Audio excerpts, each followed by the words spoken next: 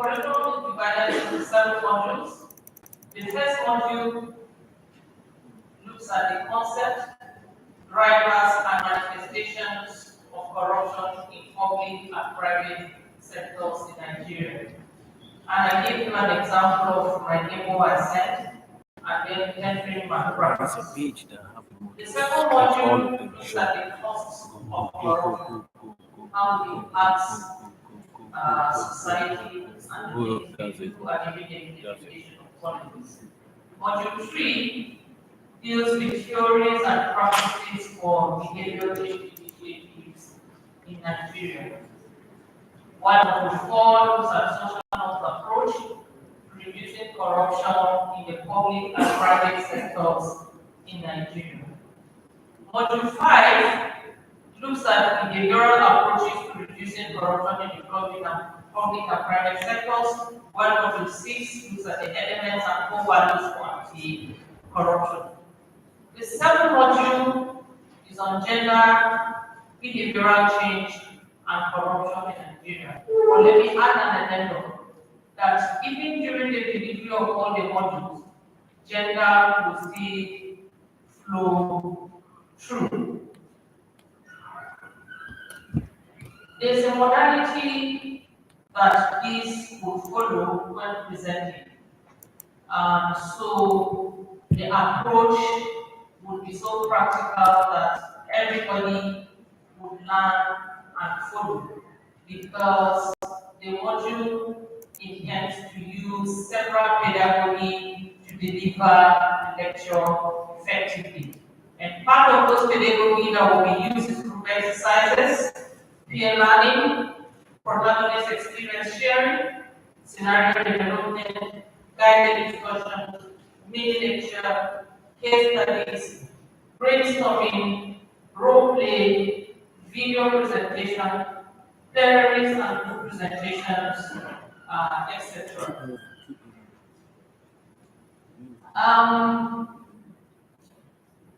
We are developing case studies and we already have some, but let me just take you on the lighter of things that the case studies are curated specifically for this, because there are instances where case studies are gone wrong.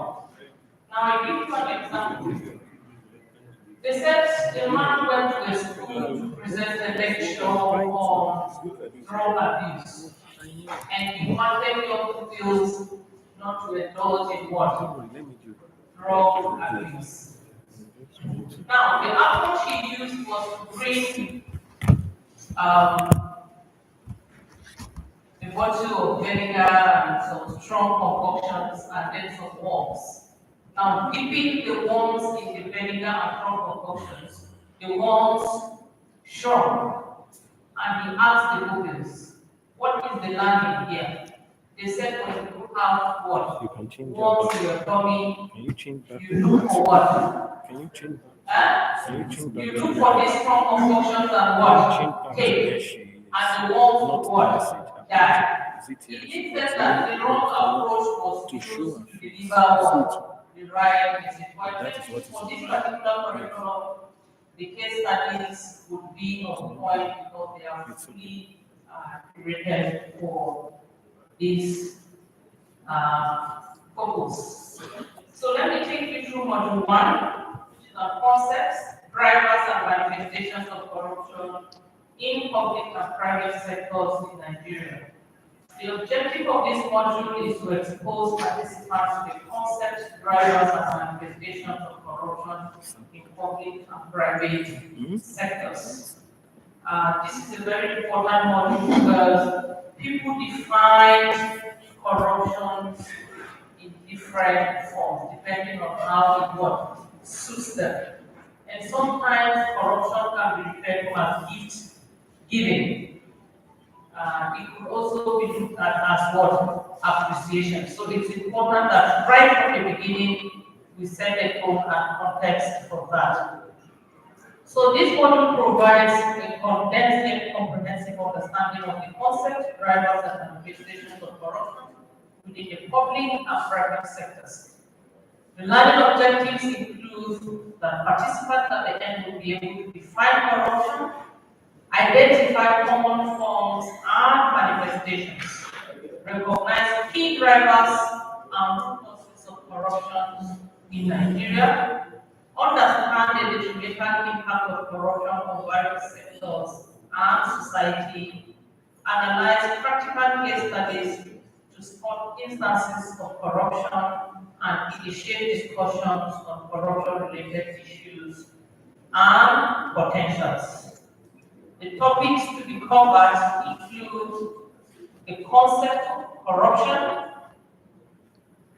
the drivers of corruption, manifestations of corruption, and the consequences of corruption. Module 2 is on the cost of corruption. And the module objective is giving participants knowledge about the cost of corruption, which includes social-cultural, political, economic, etc. The module seeks to identify the broad cost of corruption within and outside participants' workplaces. Most studies have attempted to evaluate the impact of corruption through figures and other measurable indices such as money, GDP, etc. on the economy. But this module looks beyond this approach. It is tailored to giving participants knowledge about issues related to corruption that are not even monetary in nature and how that affects the functionality of institutions, human rights, and democracy, among others. It is expected that after this module, participants would have been able to understand these issues better. They will be able to identify the wider global perspectives of the cost of corruption, the broader cost of corruption within public and private sectors, the far-reaching impacts of public and private sector corruption in Nigerian society, and then the other examined cost of corruption. The topics to be covered under this module includes the impact of corruption, not just the local context, but beginning from the global dimension. Also, corruption and its impact in Nigeria. This will go into sectoral assessment of the impact of corruption across the different sectors in equality. Another topic to be covered under this module is the cost of corruption in public and private sector, and then the unknown norms about corruption. Because there are things about corruption that are basically very obvious while others need deeper understanding. Module 3 is titled Theories and Practices for Behavioral Change Initiatives in Nigeria. The module objective is to expose participants to theories and practices for behavioral change initiatives in Nigeria. This module will explore the theories and practices of behavioral change with a focus on how they can be applied to anti-corruption initiatives in Nigeria. Participants will learn about the different factors that influence behavior, the different types of behavioral change interventions, the challenges of implementing behavioral change programs in Nigeria.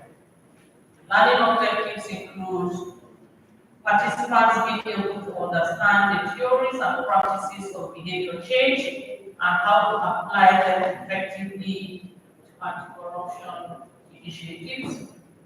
Participants will be able to also identify the key stakeholders involved in anti-corruption initiatives and how to engage them effectively. Participants will also be able to assess the impact of their anti-corruption initiatives and make necessary adjustments. Topics to be covered include theories of behavioral change, types of behavioral change interventions, implementing an anti-corruption behavioral change initiative, challenges of implementing behavior change programs in Nigeria, and measuring the impact of an anti-corruption behavior change initiative. Module 4, titled Social Norms Approach in Reducing Corruption. This module's objective is to expose participants to the application of social norms approach as a diagnostic tool to reducing corruption in the public and private sectors in Nigeria. The module description that corruption is a behavior that rests on the formal and informal structure of social relations, values, attitudes, and norms in a society. Gigi, you will agree with me that social norms are basic and they can easily be emulated by people even when they don't know the impact of such, because people copy behaviors because others are what doing. And so you find in organization practices have become normalized because people behave the way they behave because others are behaving that way. And people don't want to go out of the normal. And you can see I'm trying to wear glasses to read. I'm happy even seeing the mic in front of me apart from the reading. So it's a very difficult thing. I don't also need to read it. That's a social norm. So essentially, social values and norms emerge from interactions between individuals, groups, and economic power structures, which can be both formal and informal. When they are applied and understood in different contexts, they can help policy actors design and implement more effective ways of addressing corruption. Basically, two types of norms are involved in this context. Descriptive norms, which I just talked about, which are based on the perceived frequency of the behavior. Everybody does it. So it is normalized. And then injunctive norms, which refers to socially appropriate behavior. It is right to do it. So you show gratitude because it is just right to do that. Understanding social norms and values therefore becomes important for anti-corruption policies and programs. The learning objectives for this module includes the fact that participants at the end will be able to identify how and what extent social norms approach can be integrated at all stages of policy and program design, implementation, monitoring, and evaluation to reduce corruption in the public and private sectors. And I'm sure you agree with me that the private sectors also includes families that the IPAC share alluded to earlier in the speech. Table 4. Under the module 4, we have topics to be covered, and this includes deeper explanation, definitions, linkages, and understanding about the rules of what social norms are, and the role of social norms in promoting what? Corruption in Nigeria. Part of the topics to be treated also includes unethical behaviors in the public and private sectors that promote corruption, and then social norms approach as a diagnostic tool for reducing corruption. Module 5 is on behavioral approaches to reducing corruption in the public and private sectors in Nigeria. The objective includes to develop skills for applying behavioral approaches to reducing corruption in the public and private sectors in Nigeria. Description of this module includes the fact that corruption initiatives may be more successful if they emerge from a common feeling of urgency and responsibility by various social groups. That is, developing anti-corruption strategies that include behavioral knowledge. This module tries to make the case for Nigeria's anti-corruption initiative to be strengthened by a systematic comprehension of the motivations behind those who engage in or abstain from corrupt behaviors. Why some behaviors continue and what can be done to modify them. This module will engage an interactive exploration of options for anti-corruption interventions and how these might be taken forward. Questions to be explored during this module presentation will include how should policy be tailored in response to specific collective practices. Under what condition would we expect some policy responses to be effective while others fail? What are some of the possible behavioral anti-corruption success stories, and what can we learn from them? And I think we know how strong, like I said, impact of social norms can be on the society. Learning objectives for this module includes the fact that participants will acquire skills on how they can apply behavioral approaches to reducing corruption in workplaces. Topics to be covered under this includes application of behavioral approaches to reduce corrupt behaviors, types of interventions that are available in reducing corrupt behaviors, case studies which exposes participants to skills and techniques of behavioral approaches to reducing corruption, and then practically how to tailor policies and programs to respond to specific corrupt behavior, and also anti-corruption success stories. So if you look at the design of the module, it is moving from theory to more of what? Practice. Module 6 is titled Elements and Core Values for Anti-Corruption. The objective is to expose participants to the principles and practice of integrity, accountability, and adherence to the rule of law in the workplace, either public or private. This module takes the participants to the elements that are necessary to imbibe in order to contain corruption in practice.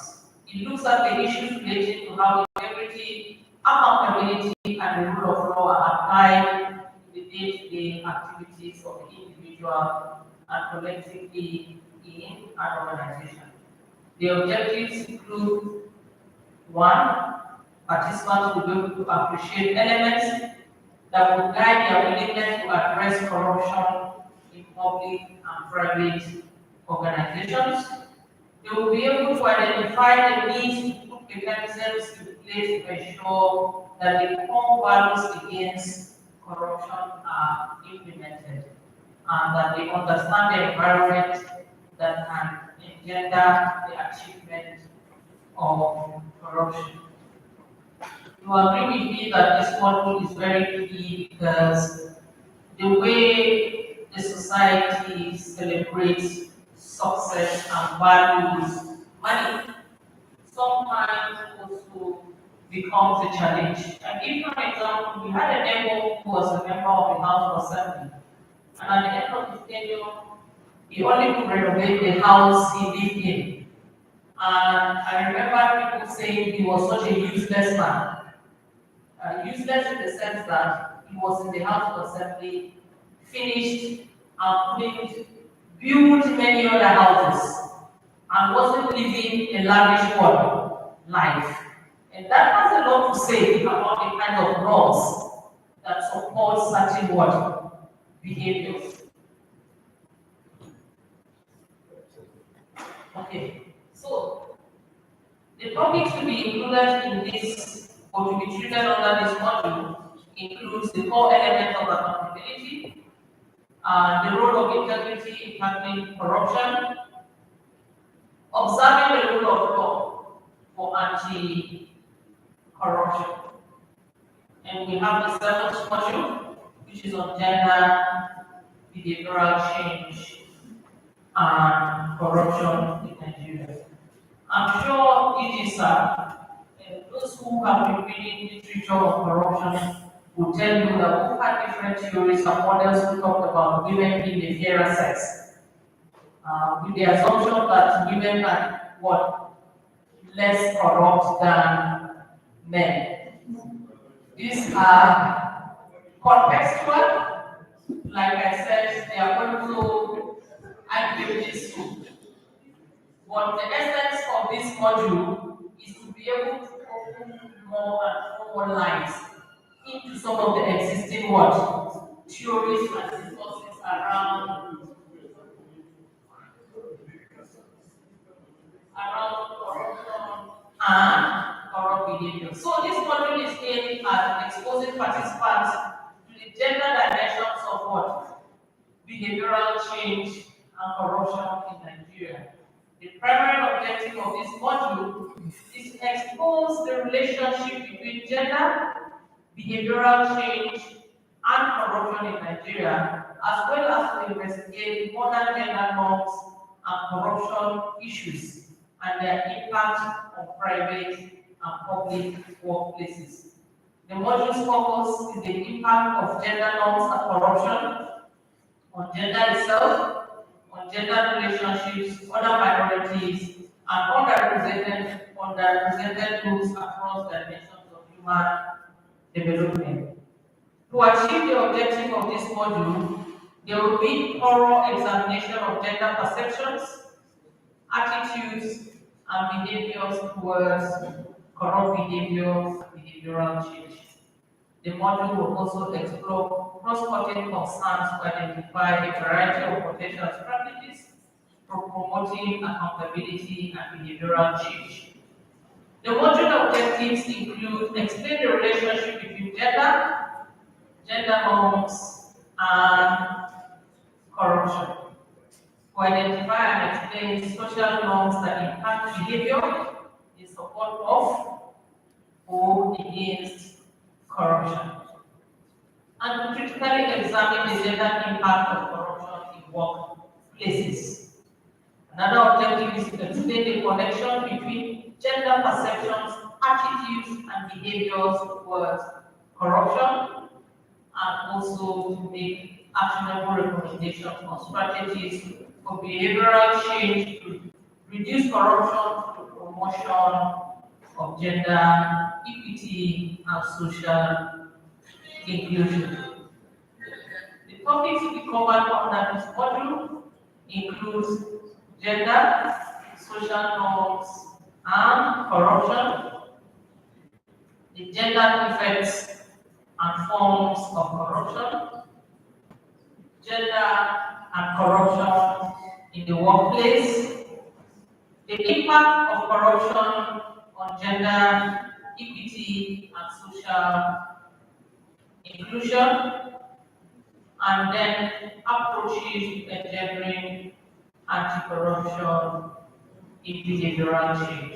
Thank you very much.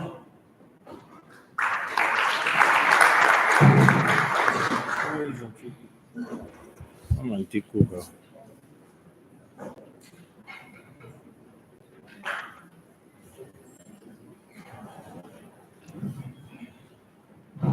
Ladies and gentlemen, I'm sure you can do better than this. Put your hands together. And wonderful presentation. We appreciate very much, madam. She set the tone for the rest of the discussion today. She's shown us the 7 modules that we are going to be focusing on in this curriculum. Particularly glad that she included the gender dimension of national peace and stability. Somebody was asking me, is it necessary to include? I said, I agree with that. Who said no? But thank you very much, we appreciate it. All right, so we are going to be having very shortly the reviewer's comments on the presentation that we have just listened to. And indeed, after the reviewer's comments, we're also going to be having an interactive session. And I'm sure during that interactive session, all of us are going to have the opportunity of making our contributions and enriching that document. Let me suggest that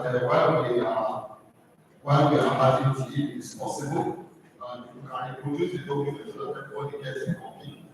And that way we can look at it, and that way we can submit